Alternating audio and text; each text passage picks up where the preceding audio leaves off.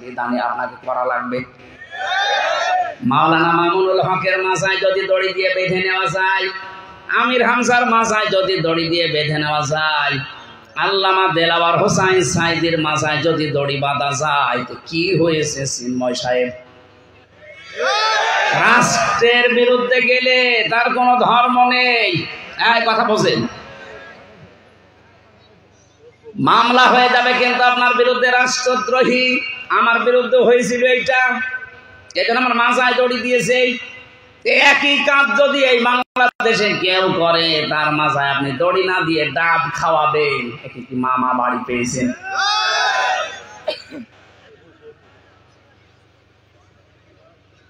এখন যদি বলেন আমি ন্যায় বিচার চাই, আরো উপরে যান, হাইকোর্টে যান ঢাকায়, হাইকোর্ট থেকে আপনার বিরুদ্ধে যদি মামলার রায় আসে, বলতে পারবেন আমি মানি না, বলা যাবে যে আমি আরো উপরে যাব ন্যায় বিচার পাওয়ার জন্য। যান সুপ্রিম কোর্টে, ধাপ বানাবেন 1, 2, 3টা। প্রথম নাম্বারে আপনাকে আল্লাহ একা ডাকবেন বিচারে, কেউ থাকবে না। রব্বুল আলামিন বলেন, একা একা ডাক দিয়ে জিজ্ঞাসা করা হবে তোমার জীবন সম্পর্কে।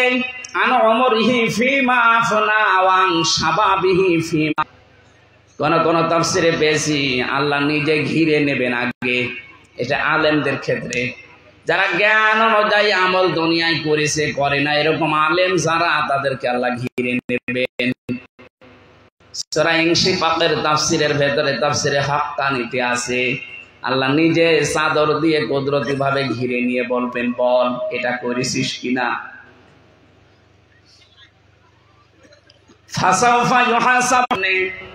যে তোমার হাত, পা, চোখ, কান, মুখ সব সাক্ষী দিচ্ছে। যে জমিনে দাঁড়িয়ে আছে, জমি পর্যন্ত সাক্ষী, কাঁধের উপরে 2 জন সাক্ষী বসে আছে। এমনকি কিতাবটা সামনে দিয়ে বলবেন, এই যে কিতাব, ইকরা কিতাবাকা কাফা বিনাফসিকাল ইয়াউমা আলাইকা হাসিবা, এটা পড়ে দেখ তোর জীবন সব। বলেন বাধ্য হয়ে তাজুল সাহেব যদি স্বীকার করে আল্লাহ আমার ভুল হয়ে গেছে, মুফাসসির বলেন বান্দা যখন বলেন আল্লাহ আমার ভুল হয়ে গেছে, আল্লাহ পাক বলেন আমার রহমতের জরিয়ার ভেতরে, দরিয়ার ভেতরে জোশ পয়দা হবে। আমি শেষ পর্যন্ত বলবো যা তোর মাফ করে দিলাম। এটার নাম হিসাবে আসির। কিয়ামতের দিন না, যারা আমার এই 50 বছরের বয়সের হিসাব আমি আসলেই দিতে পারবো তো, এইটার জন্যই তো মাহফিলে আসা। আপনার অনুভূতিতে যদি এখনো আঘাত না লাগে, যে 1 বছর পরে একদিন না, প্রতিদিন এরকম অনুষ্ঠান হলো, আপনার কিছু হবে না। একা একা আপনি দাঁড়াবেন আল্লাহর সামনে। বিচারের দ্বিতীয় ব্যবস্থা, এইটার জন্য আমি এই পর্যন্ত এসেছি। কিয়ামতে আল্লাহ কিন্তু এবার আর আপনাকে একা ডাকবে না, এবার ডাকবে ইয়াউমা নাদউ কুল্লা উনাসিন বিইমামিহিম। সূরা বানী ইসরাঈলের 71 নম্বর আয়াতের প্রথম অংশে আছে, আল্লাহ পাক বলেন কিয়ামতে প্রতিটি মানুষকে আল্লাহ এবার ডাক দেবে তার নেতার সাথে। কার সাথে বলেন? বলেন। নড়াইলবাসী রাজনীতি মনে না করে একটু নিজের সাথে মিলান তো। আপনি যে নেতাকে মেনে চলেন, যার আদর্শের নাম বলে আপনি স্লোগান দেন, ওই লোকটা যদি কিয়ামতে আপনার সামনে থাকে, আপনার কি মনে হয় যে আল্লাহ আপনাকে মাফ করবে? ও বলছেন না, ও তো ধরা খাবে। হ্যাঁ, এখন যদিও বলেন না মাফ করবে না, ও ধরা খাবে না, নবীজি তো জীবনে 2-1 দিন বিড়ি খেয়েছেন, একটু লাল পানি খেয়েছেন। বলেন, আপনি নেতা মানেন এমন মানুষকে যে হুকা পর্যন্ত খায়, বিড়ি তো বাদ দিলাম, এমনকি লাল পানিও খায়। কি এমন নেতার আদর্শ আপনি অনুসরণ করেন, রাত 9টার পরে ঠিক মতো যার পা মাটিতে পড়ে না, রিকশায় করে বাড়ি নিয়ে যাওয়া লাগে। এমনকি রিকশা থেকে বাড়িতে নামিয়ে দেবেন, যতটুকু রাস্তা হেঁটে গিয়ে যদি গাছের সাথে ধাক্কা লাগে, বলে মিয়া ভাই সাইড দেন, আর কতক্ষণ দাঁড়াবো। এইরকম একজন মানুষকে আপনি অনুসরণ করেন, অনুকরণ করেন, নেতা মেনে চলেন, আর আপনি জান্নাতে যাবেন কিয়ামতে না, ওই লোকটা সামনে আপনি পেছনে। প্রতিটি মানুষকে আল্লাহ বিচারের দ্বিতীয় সিস্টেম এটা, আপনাকে আর একা ডাকবে না, ডাকবে আপনার নেতার সাথে। এজন্য আমি আপনাকে বাঁচাতে চাই। আল্লাহর ঘোষণা দেওয়া নেতা কয়জন? ইয়াসিন। এর উপরে কুকুরে পোশাক করছে, অবশ্য ঠিক। কি শোনেন আপনি? ভালো করে বুঝে শুনে উত্তর দেবে। ঠিক আছে, আমরা কোরআনে কারীম থেকে একটা আয়াত পড়েছি, পরিচিত আয়াত, সূরা নসরের 2 নম্বর আয়াতটা পড়েছি। স্যার এবং তাজুল সাহেব যে কথাগুলো বলছিলেন, সময় পাইনি, ওনারা ইঙ্গিত দিয়েছেন, আমরা ওই কথাটা তাফসীর আকারে অন্তত কিছু সময় বলবো। থাকবেন তো আপনারা? কবরে যাওয়ার পরে যে সমস্ত প্রশ্নগুলো হবে, তার প্রথম প্রশ্ন হবে মার রব্বুকা, তোমার রব কে ছিল? এটা বলা হবে না? রব শব্দের আমি 19টা অর্থ পেয়েছি, সামারাইজ করে পুরা প্রশ্নটা। মা দীনুকা, তোমার দিন কি ছিল? দিন মানে যে এখন যেটা দিন আছে এই দিন বলেন। দিন শব্দের যে ব্যাখ্যা আমরা অনেকেই করি, দিন মানে ধর্ম না, দিন মানে ধর্ম। আপনি ইংরেজিতে শব্দের অনুবাদ করেন, ইংরেজিতে বলা হয় রিলিজিয়ন। কথা পড়লাম, আল্লাহ পাক বলেন ইযা জাআ নাসরুল্লাহি ওয়াল ফাত, যখন আসবে আল্লাহর সাহায্য। হে নবী, আপনি তখন বিজয় দেখতে পাবেন। আল্লাহর সাহায্য আসলে বিজয় দেখা।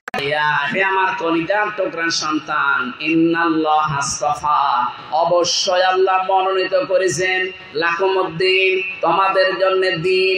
দিন কি? এই যে দিন মানে ধর্ম, যারা বলে চালিয়ে দিচ্ছেন শুধু। দিনের 27টা অর্থ লেখা আছে অভিধানে, 27টার একটাতেও আমি দিন মানে ধর্ম বাংলায় লেখা পাইনি। আর দিন মানে আমি 10টা সামারাইজ করে বানিয়েছি। দিন মানে দেখেন তো এগুলো মেলে কিনা। 1 নম্বরে দিন মানে বিচার দিন, যেটা কোরআনে বহু জায়গায় আল্লাহ দলিল দিচ্ছেন, মালিকিয়াউমিদ্দিন। জবান খোলে কোরআনের আয়াতটা একবার পড়েন, মালিকি। এই জবান খোলেন না কেন? মা, এগুলো শুধু থাকা না, বিশ্বাস করে প্র্যাকটিক্যাল লাইফ আপনি দেখাবেন যে হ্যাঁ আমি মানি। 1 নম্বরে দিন মানে কিয়ামতের দিন, বিচার দিন। এটা যদি কেউ বিশ্বাস করে মেনে নিতে পারে, ওর জীবন থেকে মাস্ট বি অপরাধ যেটা চলে যাবে। ওই জামানায় নবীজি যাদেরকে এই কিয়ামতের দিনের কথা বুঝিয়েছিলেন, যারা ছিল নারীর ইজ্জতের জম, তারা হয়ে গেছে নারীর পাহারাদার। কথা বলেন না কেন? যারা চোর ছিল, ডাকাত ছিল, টপ টেরার ছিল, এই যে মালিক ইয়াউমিদ্দিন, এই কিয়ামতের দিনের কথা তাদেরকে বোঝানোর কারণে ওদের চরিত্র পুরাটা পাল্টিয়ে গেছে। তাহলে আমাদেরও কিয়ামতের বিশ্বাস থাকার দরকার নেই? আমাদের তো আছে। আরে ভাই, কিয়ামতের বিশ্বাস আমাদেরটা আর সাহাবীদের এক না। হযরতে ওমর রাদিয়াল্লাহু তাআলা আনহু কিয়ামত দিয়েছেন, কারণ কালেমা পড়লে বিশ্বাস নিয়ে পেছনের অপরাধ আল্লাহ সব মাফ করে দেয়। কিন্তু এরপরে যেই কয়দিন দুনিয়ায় বেঁচে ছিলাম, জীবনের এই কয় বছরের হিসাব আমার সময় লেগেছে আল্লাহর দরবারে 12 বছর। শেষ পর্যন্ত আল্লাহ পাক আমাকে ডাক দিয়ে বলে, ওমর তোমারে মাফ করে দিই। বলেন তো, হযরত ওমরের মতো মানুষ তিনি জান্নাতের সার্টিফিকেট দুনিয়াতে জিন্দা অবস্থায় পেয়েছিলেন যে তুমি জান্নাতি। আকাশের তারকার চাইতে যার দুনিয়ায় নেকির কাজ বেশি, এই মানুষটার যদি 12 বছর লাগে তারপরও আল্লাহ মাফ করে দেয়, নড়াইলের আমরা যারা আছি আমাদের কত বছর লাগতে পারে বলেন তো? আমাদের কোনো গ্যারান্টি আছে? এমনকি জাহান্নামে যাবো সেই গ্যারান্টিও নেই। এই গ্যারান্টি আছে? এজন্য আমার কিয়ামতের দিনের বিশ্বাস এবং বাস্তবতা দেখাতে হবে, তাহলে মরণের পরে বলতে পারবেন দীনুল ইসলাম। 2 নম্বরে আনুগত্য। হযরত ইব্রাহিম আলাইহিস সালাম যেটা দেখিয়েছিলেন, বিশ্ব জগতের মালিক আমাদের যদি দুনিয়াতে আল্লাহর আনুগত্য স্বীকার করে নিতে পারি, কবরে যে বলতে পারবেন দীনুল ইসলাম। 3 নম্বরে পেয়েছে আমি জীবন ব্যবস্থা, সূরা মায়েদার 3 নম্বর আয়াতে আছে।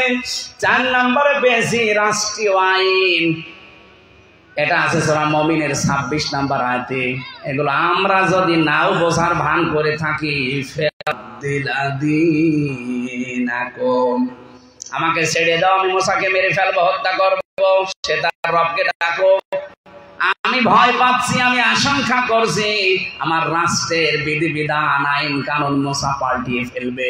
তাহলে এখানে দিন মানে রাষ্ট্রীয় আইন। আমরা আজ রাষ্ট্রীয় আইন হিসাবে দিনকে, মাওলানা তাজুল ইসলাম এইটা বোঝাতে চাচ্ছিলেন যে দিন এটা রাষ্ট্রীয় বিধান হিসাবে আমরা আজ দেখতে চাই। এই কথা বলে না কেন? 53 বছর তো বিভিন্ন জিনিস দেখেছেন, উনি তো মার্কা পর্যন্ত বলে দিয়েছে। বাবা চালিয়েছিল দেশটা, পড়েছি কিতাবে ইতিহাসে যে এদেশের মানুষ দুর্ভিক্ষে মারা গেছে। অনেকের স্বামী চালিয়েছিল, কানকে তো শান্তি দিতে পারে নাই। একথা বলছে না কেন? চাচা চালিয়েছে 9 বছর, 10 বছর জেল খেটেছে। ভাবি চালিয়েছিল, হয়নি। বউ চালিয়ে গেল, কি দেখলাম। এখন শুধু বাকি আছে এই কোরআনে কারিম দিয়ে দেশ চললে কেমন দেখা যায়। আর এটা তো ফেরেশতারা এসে দাঁড় করিয়ে দেবে। বলেন, একটা সুযোগ এসেছে, আন্তর্জাতিক কিছু চক্রান্ত আছে, এটা যদি সত্যিই মোকাবেলা করা যায়, দেশের মানুষ ঐক্যবদ্ধ হয়ে চর্ম চোখে দেখে যেতে পারবেন এই কোরআন দিয়ে বাংলার জমিন চলছে। এটা মিনি জান্নাত হয়ে যাবে, আপনি টের পাচ্ছেন না? তাই সত্যি বলছে, এটা মিনি জান্নাত হয়ে যাবে।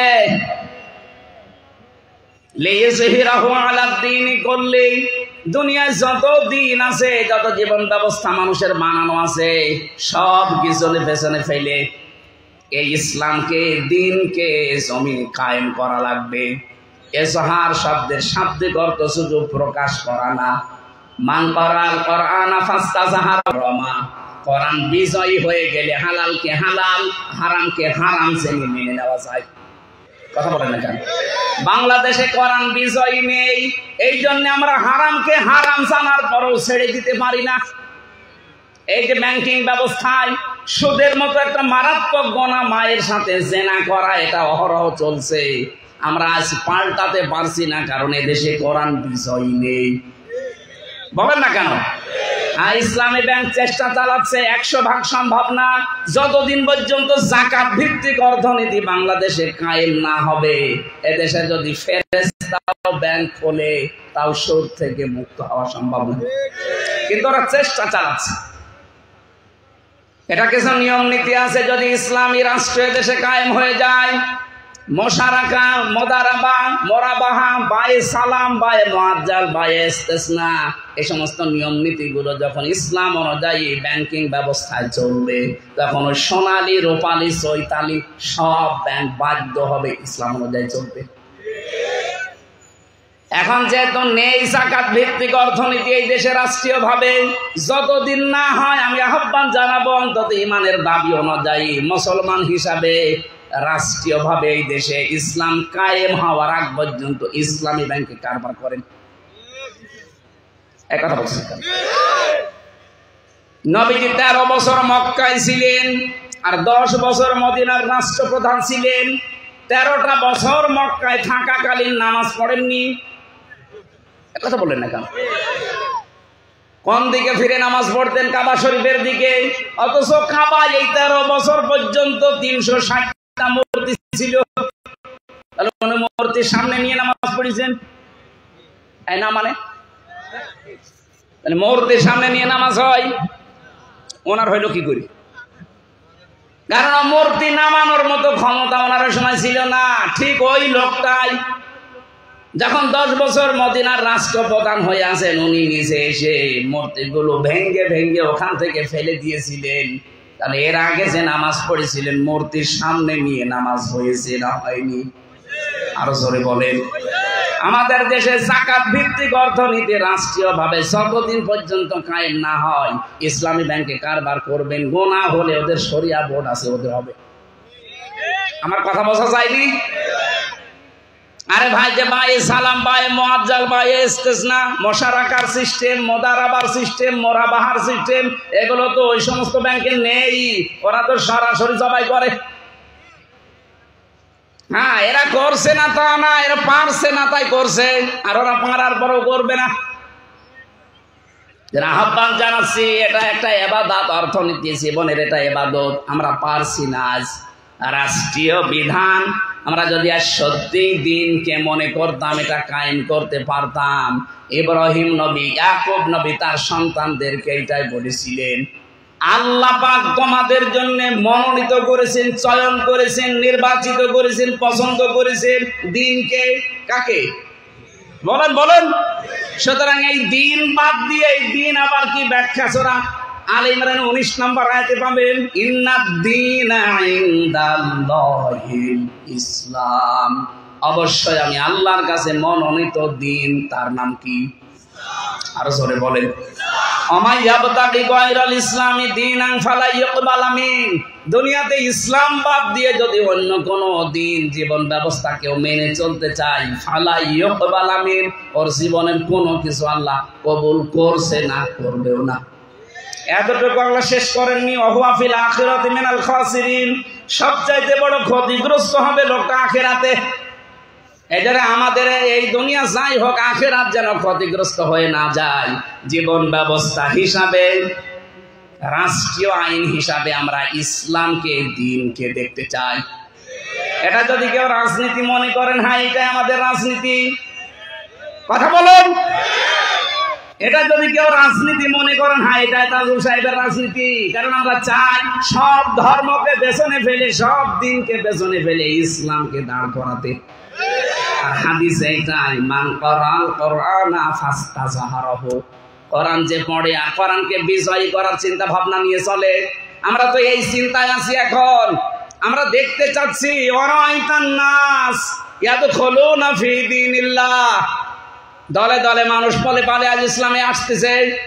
আমার এই আগস্টের 5 তারিখের পর থেকে এই কয়দিনে দেশে আর বিদেশে মিলে প্রায় 150-র উপরে মানুষ মুসলমান হয়ে গেছে আমার হাতে। আরো বাংলাদেশে কত আলেম চেষ্টা চালাচ্ছে, কত মানুষ কত ভাবে তাদেরকে দিন ইসলামে নিয়ে আসছে। এমনকি যারা মুনাফিক ছিল তারাও দলে দলে পালে পালে আসতেছে। জালেমরা তো আসতেছে, আমরা দেখতে পাচ্ছি, জুলুম স্বীকার করে নিয়ে অনেক মুনাফিক পর্যন্ত আসা আরম্ভ হয়ে গেছে। আমি আগস্টের 5 তারিখের আগ পর্যন্ত একটা জরিপ পেয়েছিলাম, এই দেশে 100 জনের মাত্র 15 জন চায় যে রাষ্ট্রীয়ভাবে ইসলাম কায়েম হোক। কিন্তু এই 3 মাসের ব্যবধানে এখন এই বাংলাদেশে 100 জনের 58 জন মানুষ চাচ্ছে ইসলাম এ দেশে কায়েম হোক। বিশ্বাস না হলে আপনি লোহাগাড়া বাজারে যান, লক্ষ্মী ভাষা বাজারে যান, ভ্যানালোকে জিজ্ঞাসা করেন যে তুমি কি চাও সামনে, ও একবারে বলবে আমি আল্লাহর আইন চাই। আমি সরাসরি বললাম তাই, হয়তো অন্য কিছু বলবে। এই জন্য বলছিলাম 15 থেকে মাত্র 3 মাসের ব্যবধানে 58% হয়ে গেছে। কিছুদিন যেতে দেন, ইসলামকে আল্লাহ এই দেশে হাতে তুলে দেবে। অনুরিদু আন্না মুন্না আলাল্লাযীনা ইসতাদঈফু ফিল আরদ। ওই জামানায় ফেরাউন একটা দলকে দুর্বল করে, কোণঠাসা করে, ছোট করে, নিম্ন করে, অপদস্থ করে রাখতে চেয়েছিল। আল্লাহ পাক বলেন, নুরিদু আন্না মুন্না, আমি আল্লাহ নিজে ইচ্ছা করলাম, আমি আল্লাহ একটা আশা করলাম যে তাদের উপর আমি মনন করি। মনন মানে অনুগ্রহ করা। ওই সেই দলকে তারা দুর্বল করে রেখেছিল ফেরাউন, ওই দলকে আমি আল্লাহ মনন করলাম, অনুগ্রহ করলাম।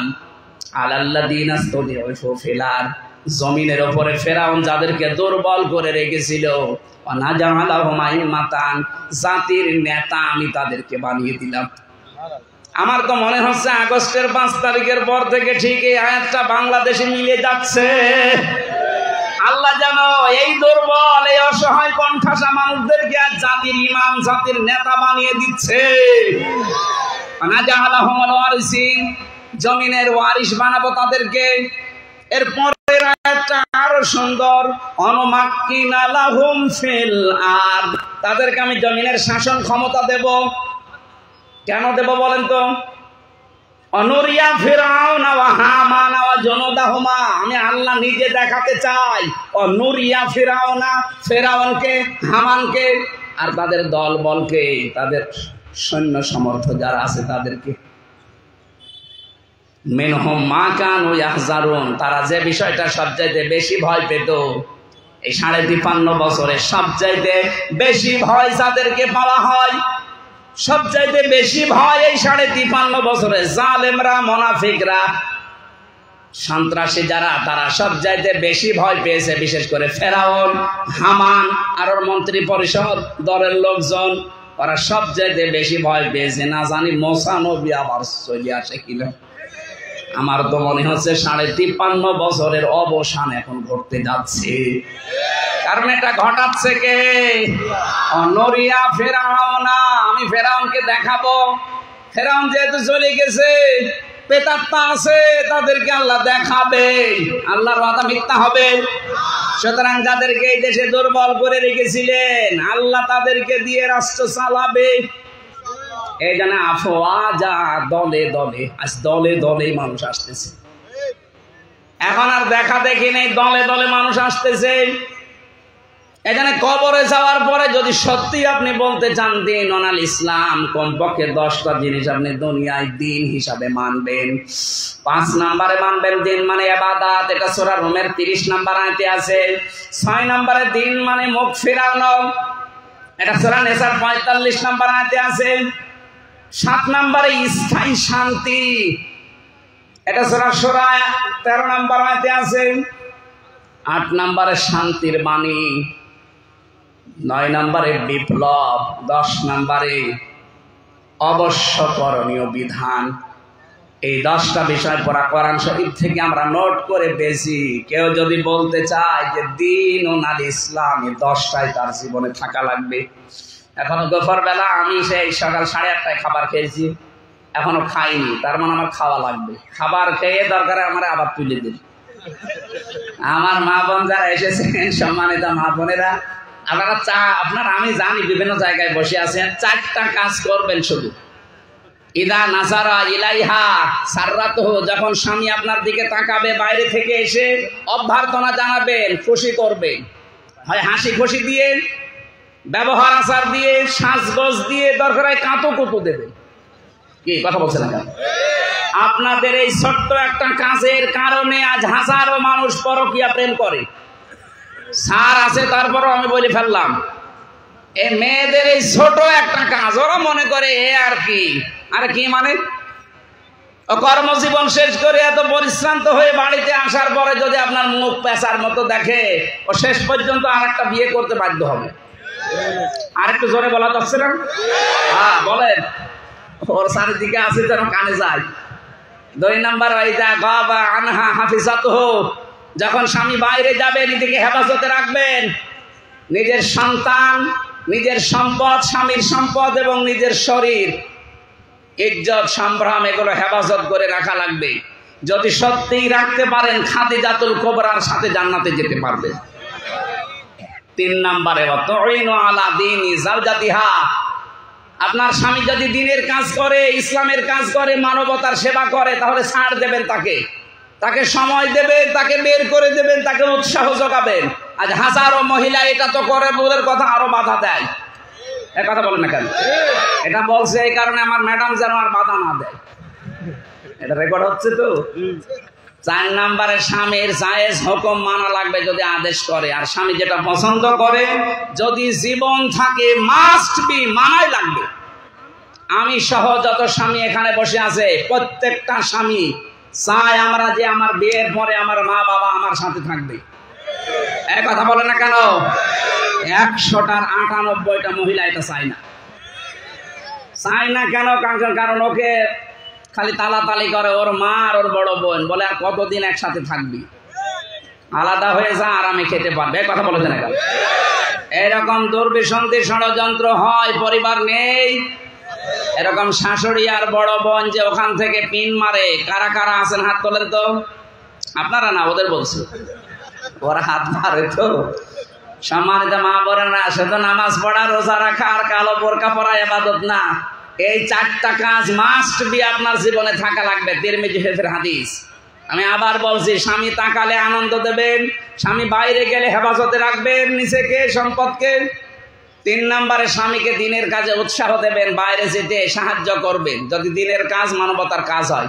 4 নম্বরে স্বামী যদি জায়েজ কোনো হুকুম করে, পছন্দ করে, অবশ্যই মাস্ট বি আপনাকে মানা লাগবে। জান্নাতের 8টা দরজা আল্লাহর জন্য খোলা আছে আপনার জন্য। মরবেন, জান্নাতে চলে যাবেন। আল্লাহ আমাদের তৌফিক দিন। মেয়েদের কবরে যে যেন বলতে পারি দিন ওনাল ইসলাম। এই 10টা বিষয় আমি আর ব্যাখ্যা করতে আজকে পারছি না। রাতের বেলা মাগরিবের পরে যেহেতু ওখানে ওঠা লাগবে সেই শরীয়তপুরে ঘোষাইয়ের হাটে, আমি আজকের মতো শেষ করছি। আগামীতে কোনো জায়গায় আসলে রাতে আসবো, এটা আজকে সত্যিই বলছি। স্যারের সামনে আমার প্রতি জুলুম হয়ে গেছে। আমি আসলাম সে চুয়াডাঙ্গা থেকে 2টা মাহফিল শেষ করে। আগামী থেকে আসলে আমরা কথা বলবো ইনশাল্লাহ। এক এক জেলায় 2-3টা করে অনুষ্ঠান নেব, রাতের বেলা কথা বলবো। আল্লাহুম্মা আমিন। আমার লিখিত বই ছিল 9টা বই লিখেছিলাম জেলখানা থেকে বের হওয়ার আগে আর পরে। এর মধ্যে একটা আছে আজকে এই যে গাড়িতে আছে, সৃষ্টি জগৎ নিয়ে লেখা। এটা কয়েকদিন আগে পাবলিশ হয়েছে, যাওয়ার সময় নিয়েছেন, কাজে লাগবে। আল্লাহুম্মা আমিন। লা হাওলা ওয়ালা কুওয়াতা ইল্লা বিল্লাহিল আলিয়্যিল আযীম। আস্তাগফিরুল্লাহাল্লাযী লা ইলাহা ইল্লা হু, লা ইলাহা ইল্লা আনতা সুবহানাকা ইন্নী কুনতু। থানা দিঘলিয়া নোয়াপাড়া নোয়াগ্রামের দিকে তাকাও। দিনের বেলা হাজারো কাজ বাদ দিয়ে দুপুরের খাবার আমরা অনেকে খাইনি, বসে আছি কোরআনের কারীম শোনার জন্য। যতটুকু এলোমেলো ভাবে বলেছি, আল্লাহ তুমি আমাদেরকে মেনে চলার তৌফিক দাও। কবরে গিয়ে মা দিন ও ফেরেশতা বলার সঙ্গে সঙ্গে যেন দিন ওনাল ইসলাম বলতে পারি, সেই যোগ্যতা দুনিয়া থেকে অর্জন করার তৌফিক দাও। মা বোনদেরকে ওই 4টা কাজ তুমি জীবনে সেট করে দাও। এলাকায় মাটির নিচে যারা ঘুমিয়ে আছে ঈমান নিয়ে তাদের মাফ করে দাও। যার মাধ্যমে এখানে এসেছি শ্রদ্ধাভাজন স্যার ডক্টর কামরুজ্জামান, আল্লাহ তার মা বাবাকে মাফ করে দাও। তার স্ত্রী সন্তান যেগুলো আছে সহি সালামতে রাখো। তার বাবা অসুস্থ, আল্লাহ শেফায়ে কামিলা আজেলা নসিব করো। আল্লাহ তাআলা এখানে আমার আগে যারা কথা বলছিলেন, আমাদের শ্রদ্ধাভাজন বড় ভাই, আমাদের অভিভাবক মাওলানা তাজুল ইসলাম, মাওলানা হোসাইন সহ, মাওলানা মনিরুজ্জামান, মেহেদি হাসান সহ যত আলেম এখানে এসেছে, আলেমদেরকে আলেম হিসাবে কবুল করো। মঞ্চে বহু আলেম বসে আছে, আল্লাহ আলেমদেরকে আলেমের মর্যাদা দাও। আমি সহ যারা অসুস্থ আছি আমাদের শেফায়ে কামিলা আজেলা নসিব করে দাও। কখন কার কাছে আজরাইল আসে জানি না, আজরাইল আসলেই যেন পড়তে পারি লা ইলাহা ইল্লাল্লাহু মুহাম্মাদুর রাসূলুল্লাহ। আসসালামু আলাইকুম। যান তাড়াতাড়ি যান, ওই যে ওখানে গাড়ি আছে গেটের মুখে, ওখান থেকে নিয়ে যাবেন, যাওয়ার সময় কাজে লাগবে। এটা রাখেন আপনি।